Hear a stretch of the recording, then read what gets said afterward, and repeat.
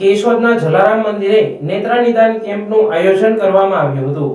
આ કેમ્પમાં મોતિયાના operation, diabetes checkup camp રાખવામાં આવ્યો હતો, જેમાં કેશોદ તેમજ આજુબાજુના ગ્રામ્ય વિસ્તારના મોટા પ્રમાણમાં લોકોએ લાભ લીધો હતો।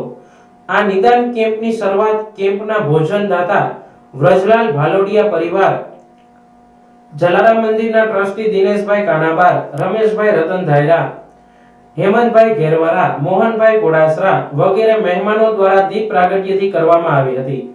નેત્ર નિદાન કેમ્પમાં 175 જેટલા દર્દીઓને ડોક્ટર પરિતોષ પટેલ દ્વારા તપાસી 45 દર્દીઓને ઓપરેશન માટે રાજકોટ રણછોડદાસજી હોસ્પિટલે મોકલવામાં આવ્યા હતા।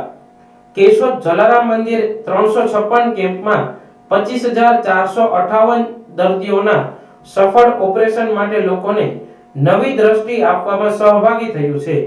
આ કેમ્પમાં 128 જેટલા દર્દીઓને ડાયાબિટીસ ચેકઅપ કરવામાં આવ્યું હતું। દર્દીઓની નોંધણી દક્ષાબેન મહેતા, જિગ્નેશ સોઢા, અશ્વિનભાઈ વણપરિયા દ્વારા કરવામાં આવ્યું હતું, જ્યારે દર્દીઓને માર્ગદર્શન સુરેશ અગેરા, ભગવતસિંહ રૈજાદા, વિજય દાફડા, કેશુભાઈ પટેલ દ્વારા કરવામાં આવ્યું હતું।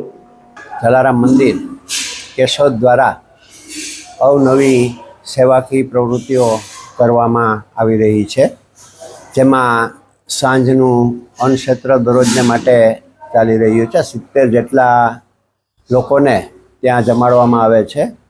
આ ઉપરાંત ખાસ મહત્ત્વનું 2 આઈ કેમ્પ કરવામાં આવે છે। પહેલા અને ત્રીજા રવિવારે આઈ કેમ્પનું આયોજન કરવામાં આવે છે। આજરોજ યોજાયેલા આઈ કેમ્પની અંદર લગભગ 170 જેટલા દર્દીઓને તપાસવામાં આવેલા હતા, જેમાંથી 45 દર્દીઓને ઓપરેશન માટે રાજકોટ રણછોડદાસજી હોસ્પિટલ ખાતે રિફર કરવામાં આવેલા છે। અત્યાર સુધી યોજાયેલા 356 કેમ્પની અંદર લગભગ 25,000 ઉપરાંત દર્દીઓના આંખના ઓપરેશન, સફળ ઓપરેશન કરાવેલા છે। અને આ રીતે જલારામ મંદિર આ કાર્યની અંદર સહભાગી થયેલું છે।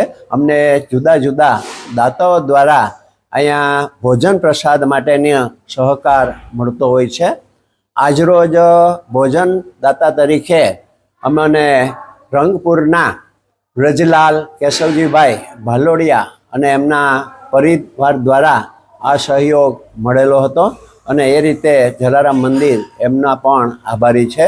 જય જલારામ, જય રઘુ।